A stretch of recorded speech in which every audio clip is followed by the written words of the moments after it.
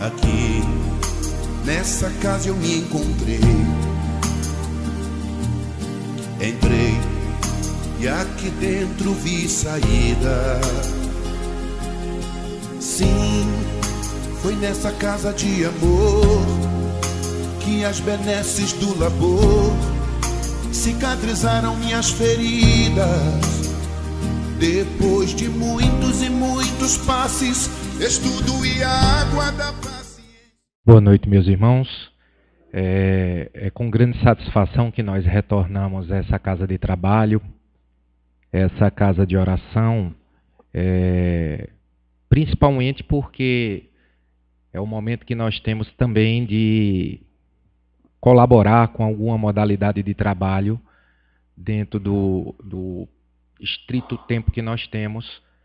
A gente tem que procurar sempre criar possibilidades de trabalhar em favor do Cristo, em favor do Evangelho. Meus irmãos, trago à baila um assunto importante, né? Uma reflexão muito importante, principalmente no contexto e nas circunstâncias que nós vivenciamos, eu diria não só no nosso país, mas no mundo inteiro, no orbe terrestre como um todo.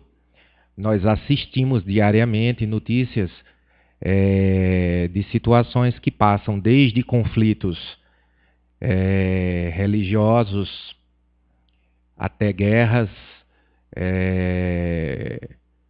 colonizadores e colonizados. E aí, pensando no nosso país, os diversos problemas que nós enfrentamos de naturezas diversas e que muitas vezes nós observamos como se fôssemos exclusivamente espectadores. Precisamos ter a consciência que nós fazemos parte desse todo cheio de problemas e que nós contribuímos de uma forma ou de outra para todo esse contexto, desde o que acontece dentro do nosso lar, até o que acontece na nossa cidade, até o que acontece no nosso país e por aí afora. E aí nós trazemos justamente esse tema tão importante, que é tratar da ética social versus ou comparar da ética do Cristo. E aí a gente precisa tentar resgatar, da maneira que é possível, o que nós temos como termo ética.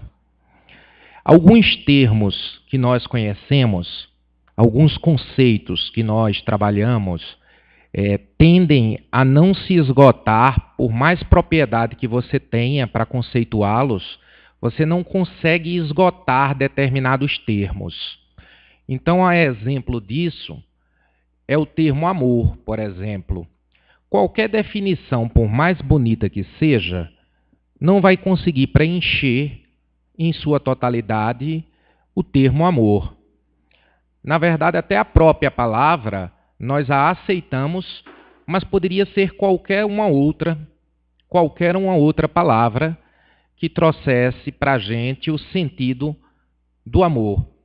Mas para defini-lo é impossível, dada a sua profundidade, a sua vastidão, o que ele envolve e a que ele é capaz de remeter. Tal qual a palavra amor, nós temos diversas outras. E aí no nosso campo de convivência social, nós temos a palavra ética.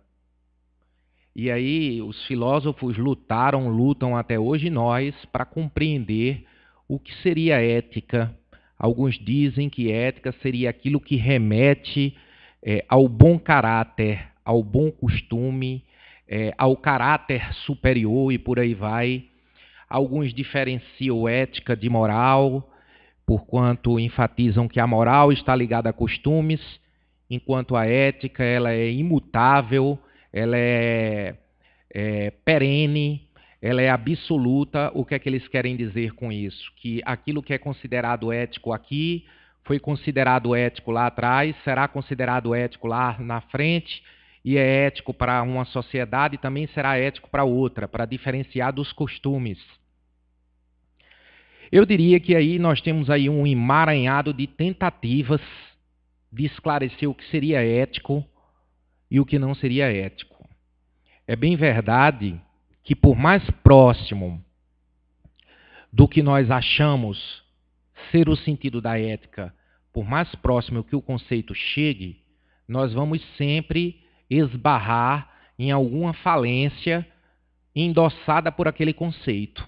Ou seja, por mais consistente que seja o conceito dado à palavra ética, em algum momento ela vai tropeçar, ou porque ela se torna inadequada para uma situação, ou porque ela acaba por representar uma forma de preconceito, quando eu classifico que uma determinada conduta é não ética, e aquilo ali vai de encontro à postura de uma pessoa.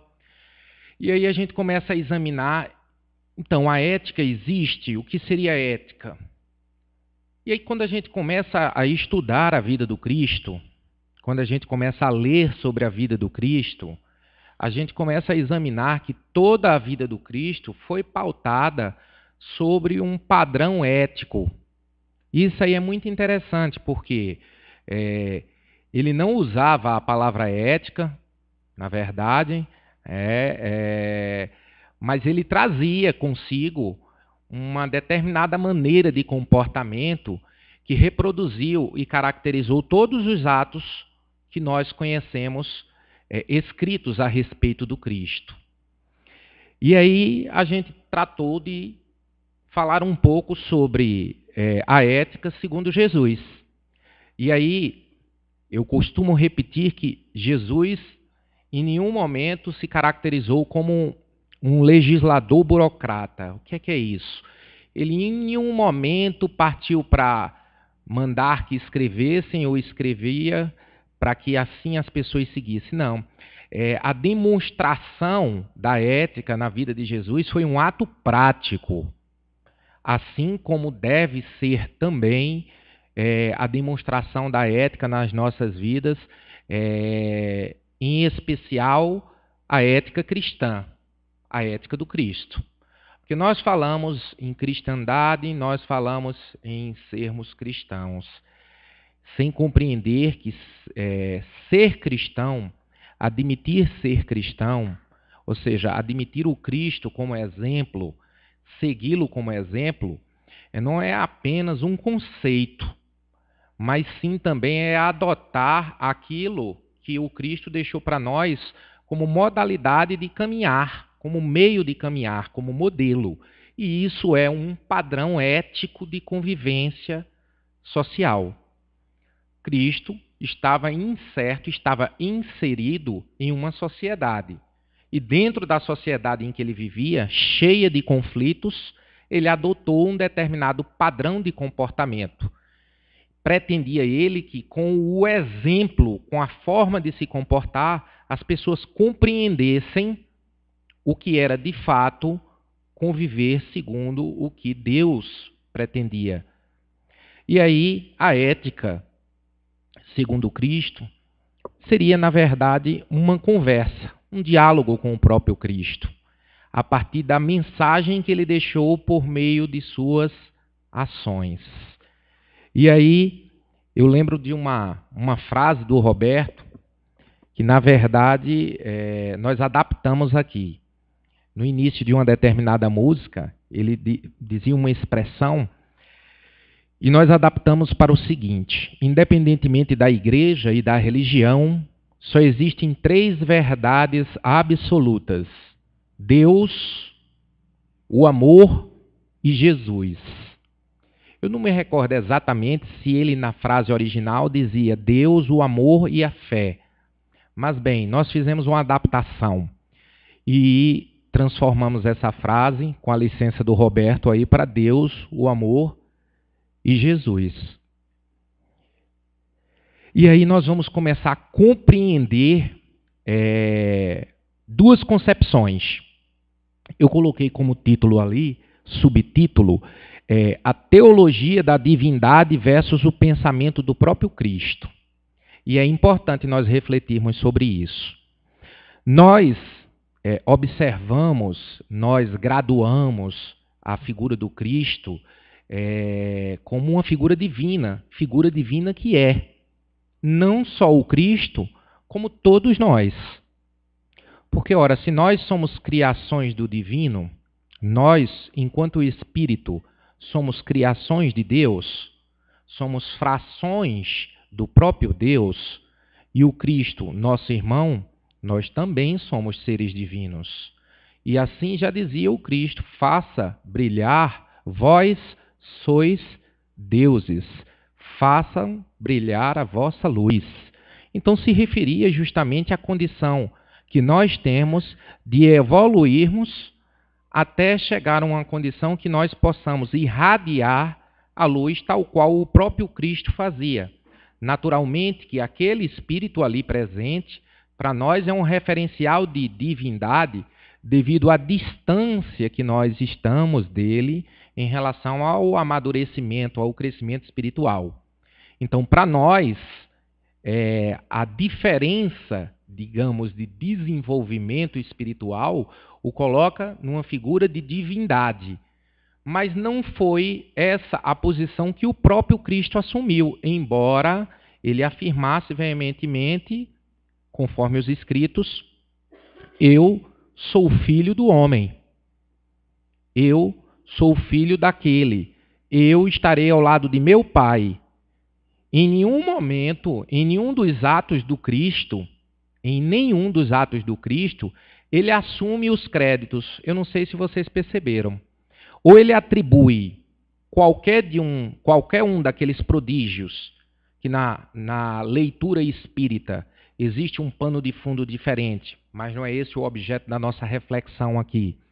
Mas qualquer um daqueles prodígios daquela época, vistos assim naquela época, em nenhum momento ele assume os créditos.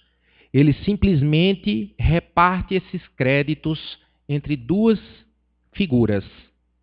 Uma, a própria pessoa que o recebe, dizendo assim: a tua fé o salvou.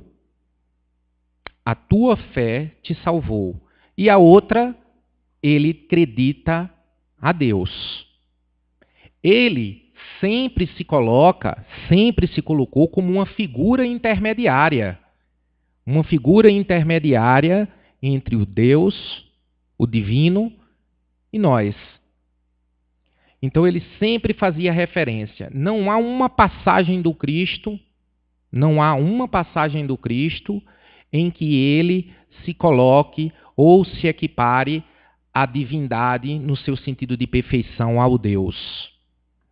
E aí a gente começa a verificar isso nos próprios trechos do Evangelho. João capítulo 14, versículo 28. Se me amasseis, alegra-vos-ies de que eu vá para o Pai, porque o Pai é maior do que eu. Eu não posso de mim mesmo fazer coisa alguma. Vejam bem, eu não posso de mim mesmo fazer coisa alguma. Como ouço, assim julgo, e o meu juízo é justo, porque não procuro a minha vontade, mas a vontade daquele que me enviou. Nós já começamos a fazer a leitura a partir daqui, e aí é um exercício de reflexão justamente da ética implantada através da conduta do Cristo. Prestem bem atenção. Novamente em João: porque eu não falei por mim mesmo, mas meu Pai, que me enviou, esse me deu mandamento quanto ao que quer dizer e como falar. E sei que o seu mandamento é vida eterna. Aquilo, pois, que eu falo exatamente como meu Pai me ordenou. Já em Lucas, uma narrativa: e apartou-se dele certo de um tiro de pedra, ou seja, uma certa distância, e pondo-se de joelhos orava dizendo: Pai, se queres, se desejas, afasta de mim esse cálice. Todavia não se faça a minha vontade, mas a tua. Em João: quem não me ama não guarda as minhas palavras. Ora, a palavra que estás ouvindo não é minha, mas é do Pai que me enviou. A gente percebe a insistência do Cristo em deixar claro para aquelas pessoas daquela sociedade que, primeiro, ele não tinha pretensões em relação a nenhuma posição, muito menos ao reino a que se referiam naquela oportunidade. Este que foi o maior temor, na verdade, daquelas classes dominantes, o maior temor era justamente que o Cristo se insurgisse a fim de se acercar e tomar conta do domínio daquela situação, daquela sociedade. Nunca foi o objetivo do Cristo. Não foi esse tipo de resgate que o Cristo veio fazer. Não foi livrar o povo daquele tipo de sofrimento. Foi fazer com que o povo entendesse como passar por aquele tipo de sofrimento. Aquilo ali era um fato social, como diversos outros fatos sociais se iniciaram e se esgotaram ao longo da história. A exemplo, a própria escravatura. Então, o objetivo do Cristo naquela situação não era fazer, por exemplo, o que o Judas Iscariotes, que marquem, foi um dos maiores amigos do Cristo, embora a história que nós conheçamos fora construída o colocando numa situação de traição, mas nós vamos trazer aqui uma outra oportunidade, a visão diferenciada do Judas, e aí nós abrimos aí um parêntese só para fazer uma referência. Judas era de uma família, a família dos Iscariotes, uma família muito sofrida e que foi devastada pela mão romana. Então, o que é que acontece? Nele existe um sentimento, uma necessidade, em função, digamos, do estágio em que o espírito dele se encontrava, de vingança pelo sofrimento e por tudo que ele tinha passado. Então, ele era um mercador contrabandista também de armas. Ele comprava armas velhas. O objetivo dele era revolucionar. Então, havia nele uma mistura de sentimento de vingança contra aquela opressão romana, conjugada também com o fato dele assistir aquela repetição de sofrimento que ele assistiu, devastando a família dele, devastando diversas famílias naquele período.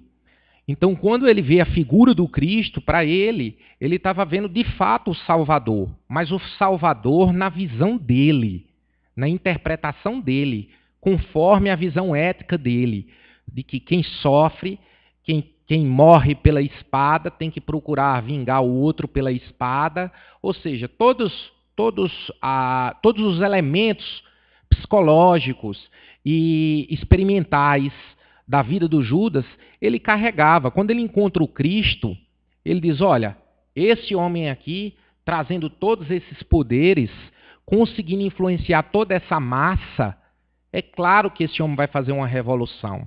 Então, quando Judas se depara com Jesus entrando em Jerusalém e o povo mexendo, abanando os ramos, como se estivesse recebendo um verdadeiro rei, ele diz, pronto, no momento que esse homem levantar uma mão, caiu o Império Romano. E aí ele se decepciona com o Cristo, quando o Cristo, por diversas vezes, afirma, meu reino não é desse mundo. Não é essa a revolução que eu pretendo. A revolução que eu pretendo é dentro de você. E aí, só para concluir e voltarmos ao nosso eixo, se decepciona de tal forma que ele imagina, pelo amor que o povo demonstra pelo Messias, se esse homem for pego, no momento em que ele for aprisionado, o povo vai se voltar contra o Império Romano e vai de qualquer forma fazer a revolução. Então a revolução acontece com Cristo à frente ou sem o Cristo à frente. Mas não foi assim que aconteceu. O Cristo foi preso, mas não houve a reação que ele esperava. Não houve a reação que ele esperava. O Cristo foi preso como diversos outros messias tinham vindo e tinham sido presos, mortos, perseguidos. Mas bem, concluir com a própria morte do Judas. alguém que trai porque é mal deliberadamente não iria ceifar a própria vida porque não aguentava conviver com aquilo. Inclusive o mestre chora quando Judas o apresenta aos soldados. Chora porque já antevia o que o amigo iria fazer. Iria tirar a própria vida. Ele não só tira a própria vida, como devolve também o dinheiro que recebeu. Né? Ele devolve o dinheiro que recebeu. Mas bem, isso é reflexão para um outro momento. A gente estava falando justamente desse comportamento do Cristo, que em todo momento atribuía a Deus e a um plano que não era este o plano material, atribuía a Deus essa missão dele. Deixa eu colocar aqui no cantinho.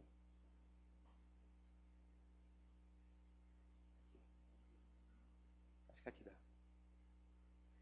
Ele atribuía ao próprio Deus essa missão dele. E se referia em todos os momentos e em todos os seus atos para demonstrar para aquelas criaturas que tudo aquilo que ele fazia ou falava era decorrência da instrução que o próprio Deus recomendou. Porque, na verdade, o Cristo trouxe para cá uma missão. E que missão o Cristo trouxe para cá? Olha, quando nós vamos examinar o Evangelho, o Livro dos Espíritos em especial, eu até anotei aqui as questões porque o meu Livro dos Espíritos estava faltando justamente as questões. Tinham pulado lá. Mas bem, quando a gente vai examinar o capítulo que fala das diferentes ordens de espíritos, é bem interessante, gente, porque para nós, essa teologia da divindade, nós chegamos a equiparar em alguns momentos a figura de Jesus à própria figura de Deus, da divindade. Muitas vezes nós fazemos essa confusão. Deus é a perfeição. Deus é a justiça. Deus é o ponto máximo do desenvolvimento. O Cristo vem com uma missão, recomendado por Deus. Logo, se vem como uma missão, recomendado por Deus, é porque Deus está acima dele em perfeição e tudo. Quando nós olhamos a figura do Cristo, às vezes fica difícil imaginar que nós temos, não só em torno do nosso orbe terrestre, mas em espaços que nós ainda não compreendemos, espíritos da mesma ordem espiritual, do mesmo nível que o Jesus, ou até maior. Então é muito complicado, às vezes, para a gente compreender como temos espíritos que são, digamos assim, mais desenvolvidos que o Cristo, é o que leva a nossa compreensão à própria ideia de representação das classes espirituais trazida pelo Livro dos Espíritos. Se nós estudarmos com atenção, nós vamos ver o seguinte, eles fazem uma narrativa bem interessante. Primeiro eles dizem o seguinte, olha, nenhuma classificação é estrita, né? Nenhum termo se esgota e pode classificar um determinado comportamento espiritual e dizer que esses espíritos são dessa classe, não invadindo em nenhum aspecto a outra classe. Na verdade, eles procuram classificar, digamos assim, didaticamente para que a gente entenda os graus de evolução. Mas não existe nada estático, como se a gente colocasse pedras aqui de cerâmica, olha, a gente pode botar todo mundo nesse quadradinho, aquele outro tipo. Não é assim que acontece. É como eu costumo me referir, nós também não somos assim, porque somos espíritos. Não existe um espírito essencialmente mau ou um espírito essencialmente bom aqui entre nós. Todos nós temos muito de bondade, mas temos muitas fragilidades espirituais. Nós temos muitas fragilidades morais. Então, nós temos muito de bom, mas também temos muita coisa negativa. Em nós convive a luz, mas também convive as sombras. Porque se fosse diferente, esse não seria, em regra, o planeta para nós estarmos. Nós estamos em um planeta de provas e expiações, onde a sua maior característica é que, aportados aqui, estejamos estagiando, estudando, nos submetendo às vicissitudes dessa vida para melhorarmos e para ir suplantando o que há de negro, o que há de escuro em nós. Isso não quer dizer que nós sejamos péssimos espíritos. Nós somos portadores do livre-arbítrio e fazemos escolhas. Quantos e quantos bons espíritos aportam aqui e aí no curso de sua vida, submetido aos desencontros, às vicissitudes, fazem escolhas erradas. E aí contaminam, digamos assim, todo um estágio, toda uma experiência, mesmo sendo bons estudantes. E precisam retornar. Alguns espíritos relatam que não são assim aproveitadas de bom grado por todos os espíritos as oportunidades de reencarnação. Não são todos que festejam, oba, vou reencarnar. Pelo contrário. Na verdade, é como se o camarada tivesse lá. Quando a gente está estudando para uma prova aqui em casa, não está na vera, né? Você está ali, pode riscar. Pergunta ao pai, pergunta à mãe, pergunta ao amigo, ou à esposa, olha, isso aqui, você acha que é isso? Ora, no plano espiritual você está com o seu mentor ali, e ele lhe puxa a orelha, diz, olha, assim, assim. Mas quando nós aportamos na carne, primeiro nós temos uma redução brusca de sentidos. Aqui nós conhecemos o quê? Tato, audição, visão, paladar. São sentidos eminentemente materiais para lidar com o mundo material. Transporta-se você desse envoltório, abre-se um leque enorme de sentidos. Tempo e espaço perdem sentido. Deslocamento pelo pensamento, emissão de energias, fluidos. Então a gente se depara com uma capacidade espiritual, volitação, uma coisa que é maravilhosa. As cores são outras, os sons são outros. Nossa capacidade de captar o que é imaterial, ela é restringida em função do envoltório físico. E aí, o que é que acontece? Nós já perdemos uma série de capacidades. Alguns ainda restam, na verdade em todos, aquela semente que é a mediunidade, que em alguns está ali de uma maneira mais florescida. É o que nós chamamos de mediunidade ostensiva. E aí tem uma capacidade de intercâmbio ou comunicabilidade com o imaterial mais facilitada. Mas bem, retornamos e ainda mais arquivamos no subconsciente tudo aquilo que nós tínhamos a nível de consciência.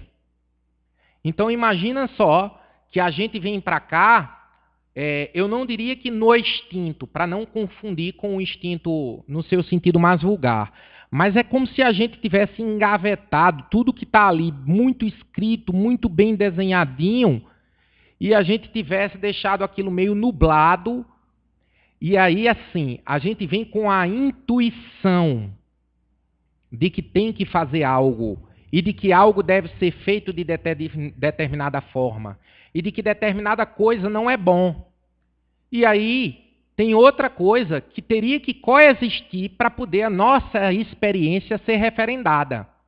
Quando nós vamos fazer aquela provinha, o que é que acontece? Vamos fazer uma prova de concurso. A gente não pode levar o livro, né? Então o que é que o fiscal faz? Retira o livro, guarda o celular, tira o relógio, tudo aquilo que a gente puder fazer, a famosa cola, filar, né?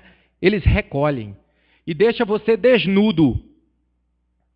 deixa você sem capacidade de filar. Siga o que você aprendeu. É mais ou menos o que acontece.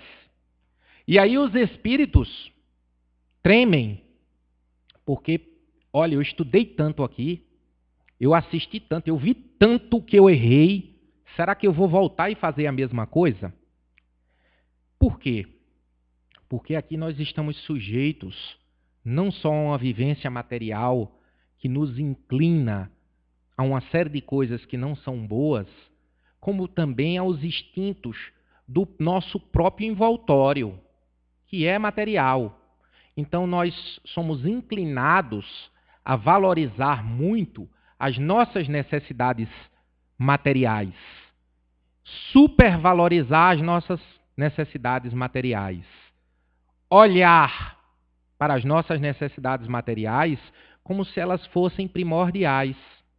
E a gente esquece que a gente estava num espaço em que tudo era uno, em que ninguém tinha o carrão 0 quilômetro, ninguém tinha uma conta bancária cheia de dinheiro e ninguém era dono da verdade.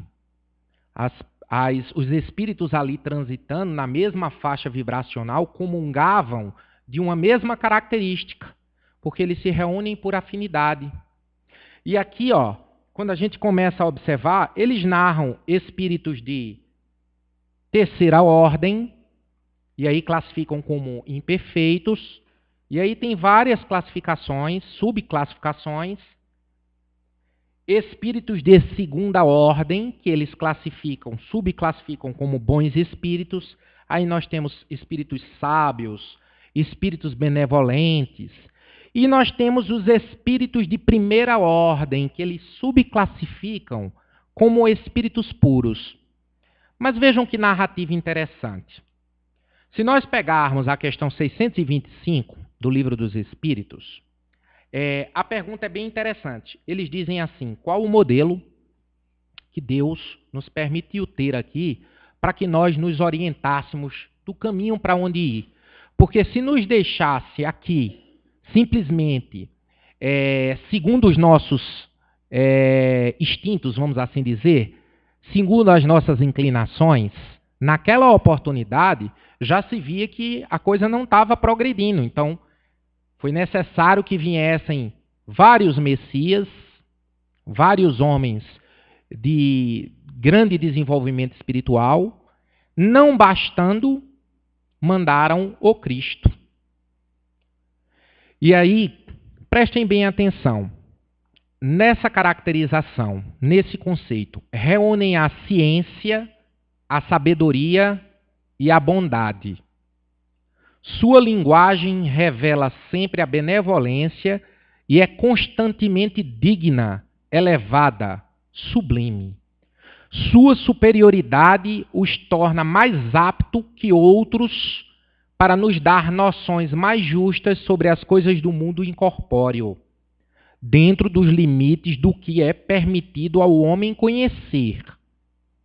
Comunicam-se benevolentemente com os que procuram de boa fé a verdade e que têm a alma já liberta de laços terrestres para compreendê-la, mas se afastam dos que são movidos apenas pela curiosidade ou pela influência da matéria que desviam da prática do bem. Quando, por exceção, encarnam, prestem bem atenção, a gente está falando encarnam, né? A gente está acostumado a utilizar reencarnar, ou seja, a gente está com a ideia do espírito que vem para cá e estagia novamente. Eles estão dizendo, quando por exceção encarnam, ou seja, em um determinado momento, em uma determinada circunstância, é necessário que esses espíritos venham para cá, e aí eles encarnam, eles vêm pela primeira vez, o fazem para realizar uma missão de progresso e nos oferecem, então, o modelo a que a humanidade aspira, pode aspirar nesse mundo. E aí, o que é que os irmãos nos disseram em relação a essa questão 625? qual o tipo mais perfeito, ou seja, qual o modelo que Deus nos ofereceu ou ofereceu ao homem para servir de guia? Jesus, respondem os irmãos. Se nós observarmos a definição que eu narrei inicialmente e a pergunta que está na questão 625, nós vamos achar uma equivalência. E interessante, porque aquele conceito lá que eu li, não é o conceito de espírito mais desenvolvido.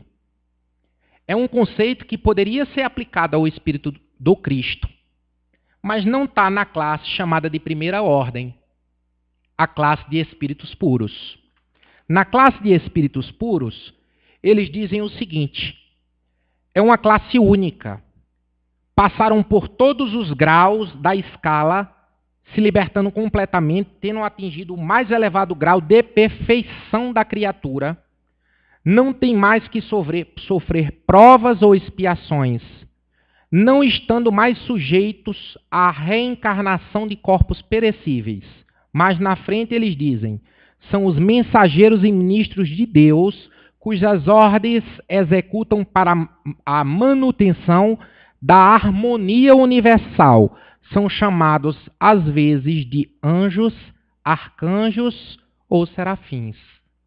Então a gente observa, se a gente lembrar de uma determinada passagem do Cristo, vocês lembram quando o Cristo foi traído e os centuriões foram buscá-lo?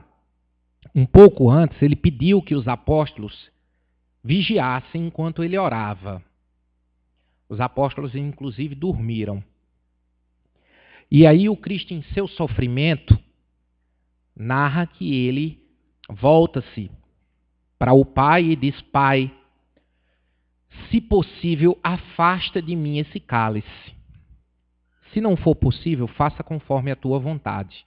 E aí a narrativa diz que Jesus, em prantos, sentia medo, cai de joelhos e completa a narrativa bíblica dizendo: vieram os anjos do céu em seu socorro e o acolheram.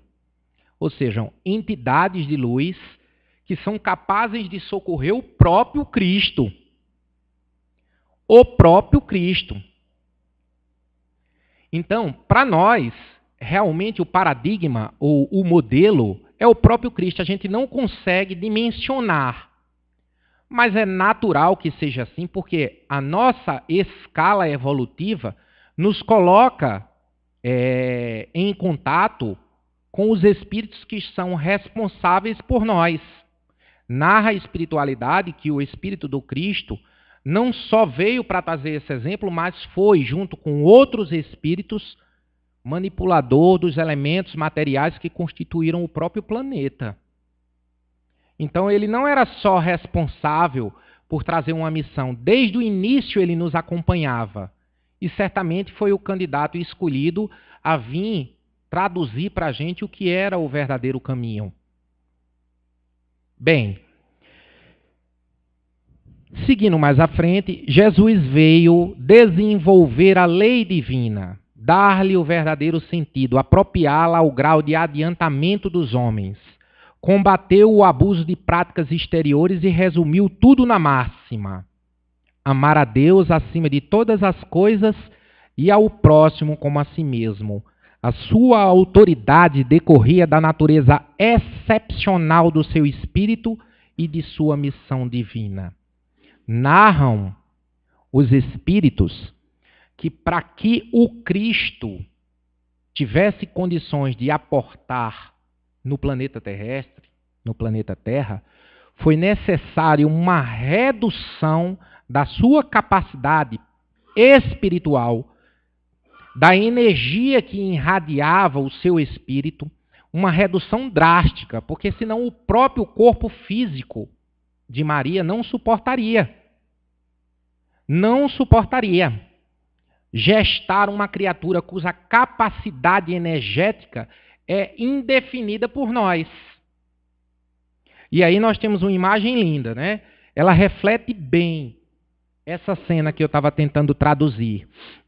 É como se nós estivéssemos vendo Jesus encarnado, lidando conosco, E aí, mentores do próprio Cristo. Mentores do próprio Cristo em sua missão. Porque, olha, quem pensa que apenas pelo fato do Cristo ter vindo e de ter sido de ser um espírito de alta envergadura, ele transitou entre nós sem maiores sofrimentos. O Cristo teve sofrimentos profundíssimos, decepções. E eu não me refiro só aos sofrimentos físicos, mas aos sofrimentos morais. Você imagina o quanto Cristo sofreu quando escolhe, por exemplo, o Pedro, sabendo que o Pedro era um homem rígido, um homem de princípios muito, digamos assim, pouco flexíveis, e que ele sabia que era um homem de confiança, mas sabia que o Pedro era muito radical, né? E que, inclusive, geraria no grupo problemas relativos à liderança.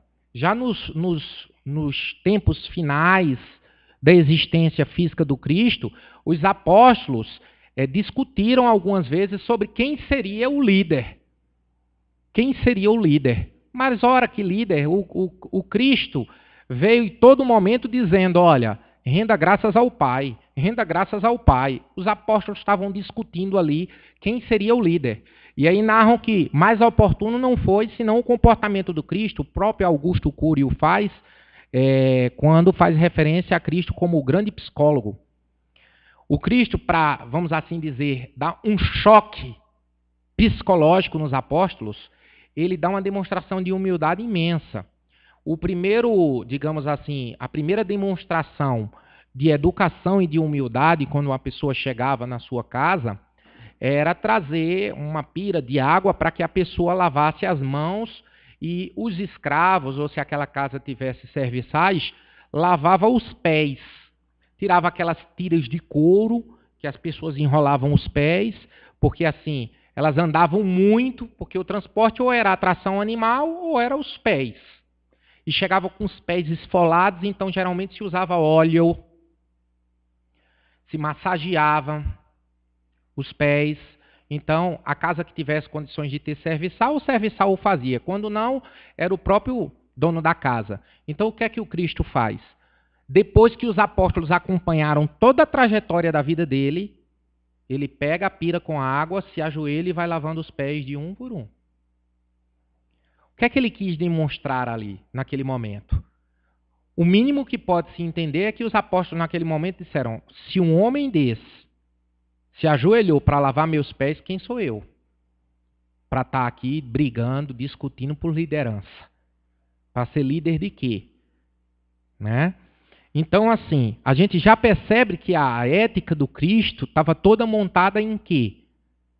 Em fazer alusão em que tudo o que a gente está vendo e tudo o que a gente vive nessa existência não nos coloque em nenhuma posição prestigiada em função de conquistas aqui, pelo contrário, mas sim a forma como a gente vive, rendendo, na verdade, graças àquele que nos possibilitou a própria existência, que é Deus. E fazendo o quê?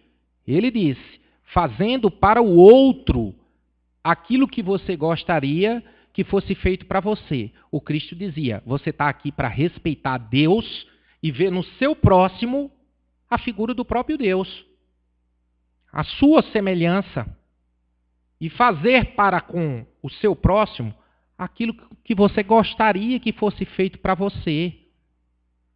Então, eis aí a súmula, digamos assim, da experiência do Cristo aqui. Todos os atos do Cristo foram revestidos desse princípio ético. Todos os atos. Mas todos os atos. E aí eu trouxe algumas imagens assim belíssimas do Cristo. Eu gosto muito dessas imagens. Eu sou a luz do mundo. Quem me segue não andará nas trevas, pelo contrário, terá a luz da vida. E aí é o que é interessante. O complicado era querer seguir o Cristo. Por quê? Porque seguir o Cristo significava abrir mão de tudo o que as pessoas entendiam como valores. se despojar de tudo, largar tudo e viver dedicado ao outro, quebrar preconceitos. O Cristo lavava pessoas doentes, tocava, enquanto as pessoas costumavam colocar os leprosos em cavernas ou buracos para que ali morressem, o Cristo se abraçava com os miseráveis. Tocava naqueles que eram chamados de impuros. Foi crucificado entre 2 ladrões. Então, tudo aquilo que era considerado se fazer o menor, o Cristo levou a cabo quando ele dizia: se queres ser o maior, se faça o menor. Se faça o menor. Então, assim, a vida do Cristo foi uma vida de humildade. Embora o Cristo não pertencesse, vou utilizar a palavra casta, mas não é casta, mas embora o segmento mais pobre, mais miserável daquela sociedade não era o segmento que o Cristo estava inserido. Na pirâmide daquela sociedade nós tínhamos a figura do Estado, ao lado da figura do Estado nós tínhamos o clero, na figura dos doutores da lei, depois nós tínhamos os comerciantes, as pessoas de propriedade. Em seguida, nós tínhamos, digamos aí, os profissionais liberais. Nós tínhamos pessoal artesão, alguém que desenvolvia alguma faculdade e que podia se prover sem necessidade de ser empregado de qualquer outra pessoa. Então, assim, José, o pai de criação do Cristo, ele se encaixa aí. Ele produzia os materiais, ele fazia, ele tinha um ofício.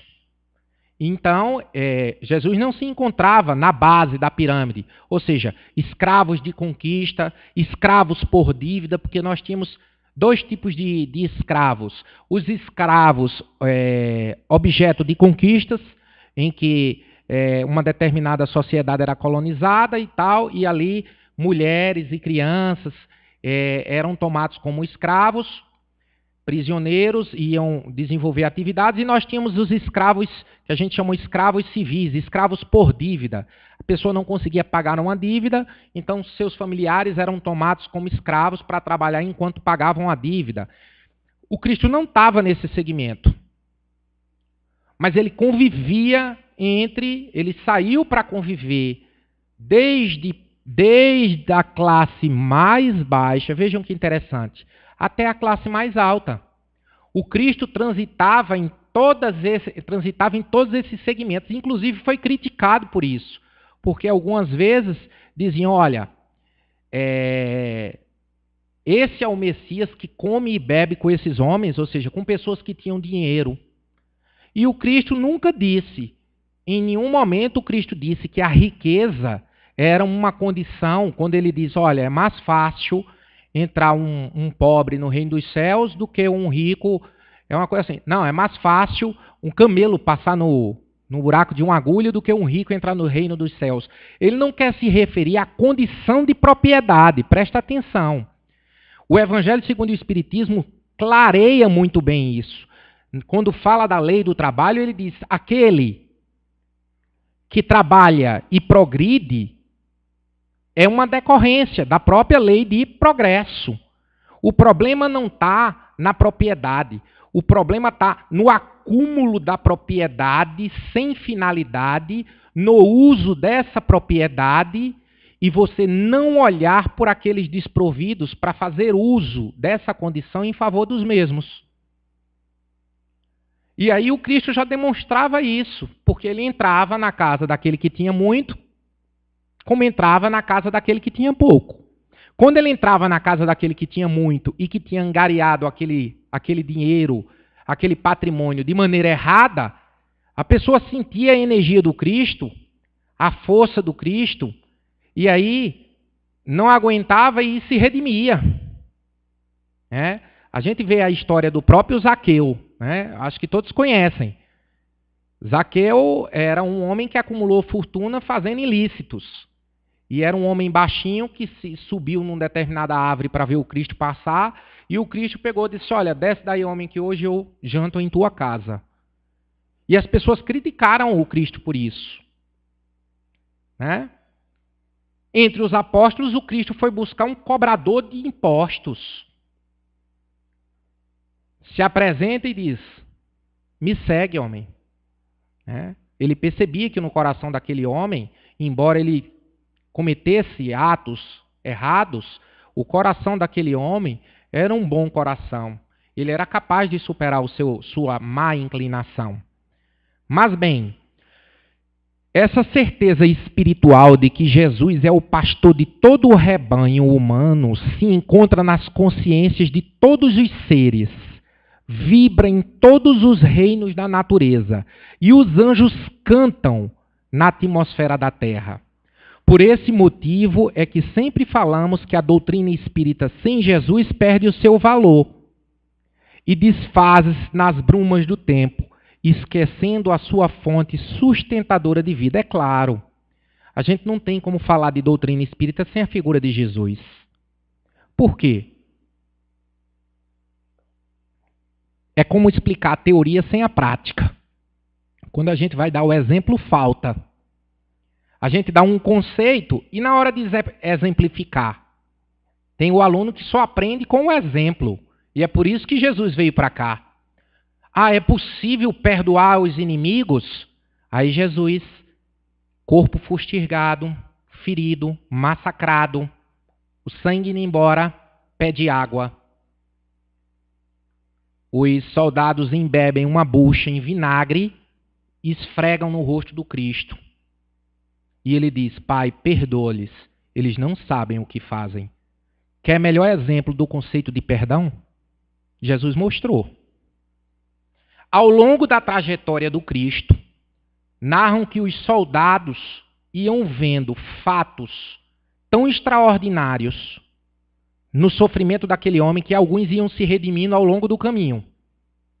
Alguns iam fraquejando na ordem de executar o Cristo. Um deles perdeu a orelha.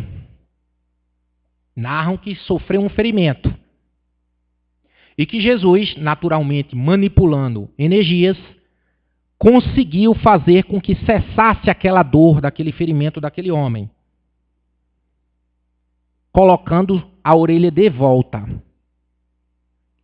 Aquele homem, naquele momento, sentiu que estava diante de um espírito diferenciado. E Jesus volta-se para ele e diz, faça conforme a tua ordem. E se entrega. Você acha que aquele homem estava levando o Cristo, ele não já tinha sido modificado? Já. Aquele homem já tinha sido modificado há muito tempo. E vários outros que caminharam até o desencarne do Cristo foram assistindo coisas maravilhosas. O próprio desencarne do Cristo foi um exemplo de humildade, de fé. Vejamos há quanto tempo o amor do Cristo acompanha essa casa terrestre, formando a sua estrutura, preparando o seu ambiente para receber a humanidade que, igualmente, estava sendo firmada para a vida pelas suas mãos generosas.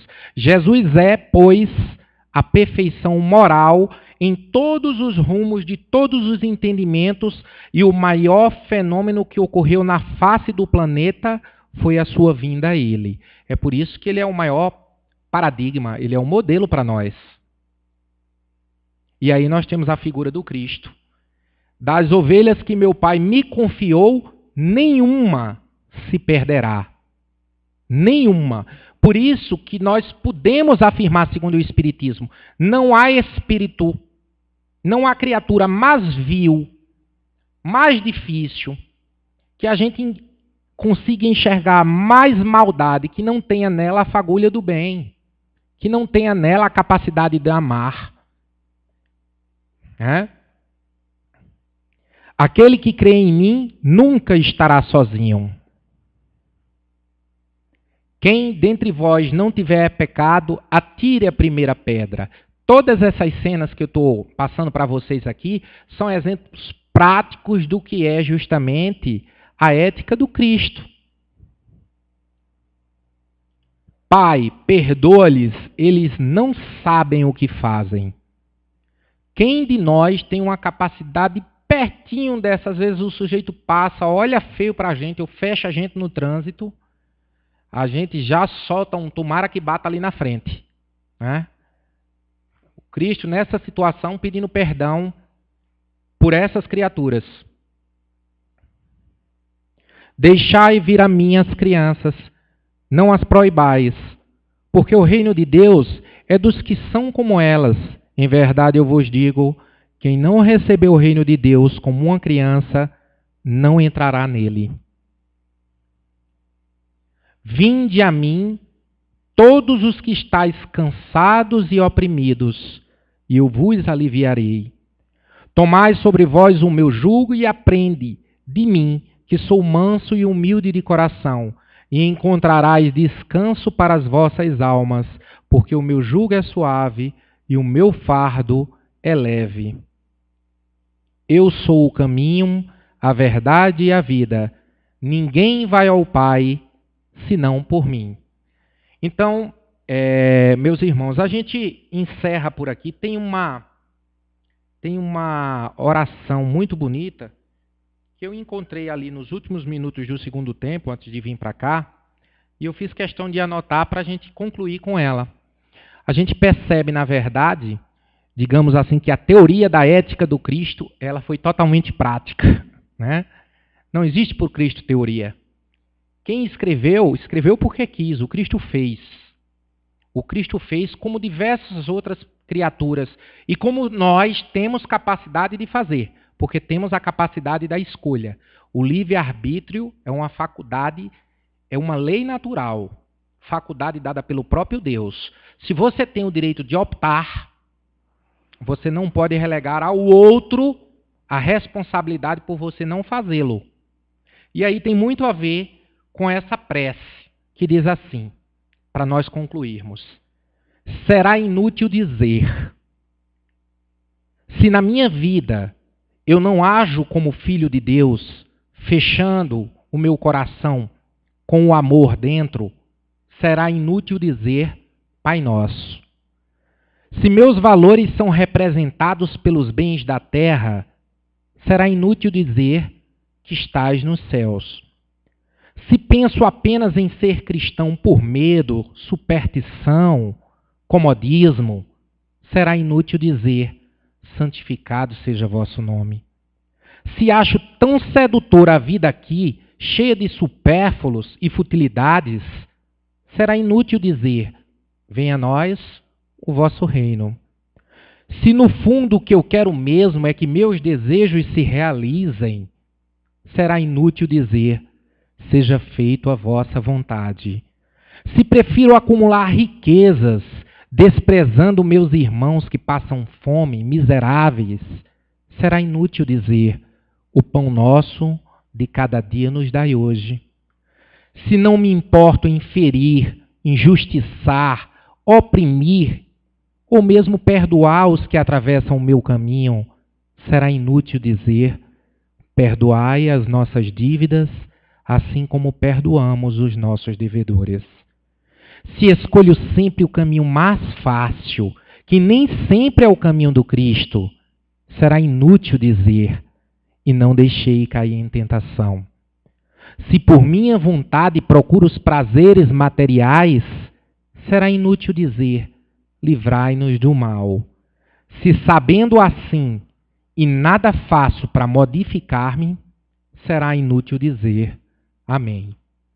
Então, meus irmãos, com essa bonita oração, que faz uma alusão ao Pai Nosso, nós encerramos a reflexão dessa noite, agradecendo a espiritualidade de luz, que conduz os trabalhos nessa casa, pedindo que todos nós voltemos para os nossos lares com pelo menos uma fagulha, algo de essencial que tem aqui sido dito, tanto para os encarnados como para os desencarnados.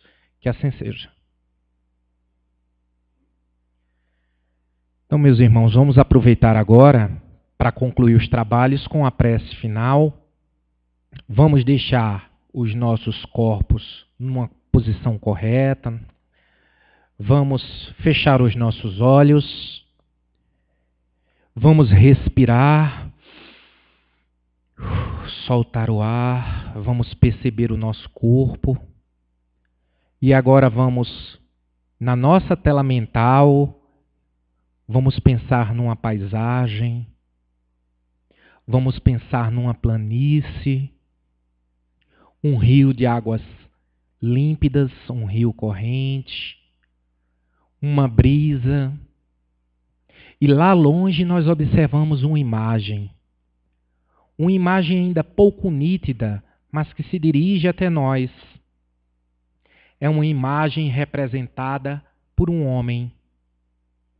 É um homem que traz estampado em sua face uma paz, uma ternura, um carinho. Nós ainda não percebemos, mas nos sentimos acolhidos. Este homem é o Cristo. E agora, de joelhos espirituais, rogamos: Senhor Jesus, obrigado por tudo. Obrigado pela oportunidade de aportar neste plano, nesse corpo, na família onde eu me encontro, na sociedade em que eu me encontro, a fim de que eu possa superar cada vez mais a minha condição e ajudar o meu próximo para que supere também nas suas necessidades. Senhor Jesus, eu peço que, se não puder afastar o cálice daqueles que mais sofrem, porque essa é a sua aprovação, podei confortá-los, podei solicitar os préstimos da espiritualidade de luz, para que os induzam no caminho do bem, da resignação. Acompanha, Senhor, e ampara todos os miseráveis, escravos, aqueles que se encontram nas penitenciárias, nos estabelecimentos para pessoas com problemas mentais, nos hospitais, e a nós todos, Senhor. Quantas enfermidades trazemos.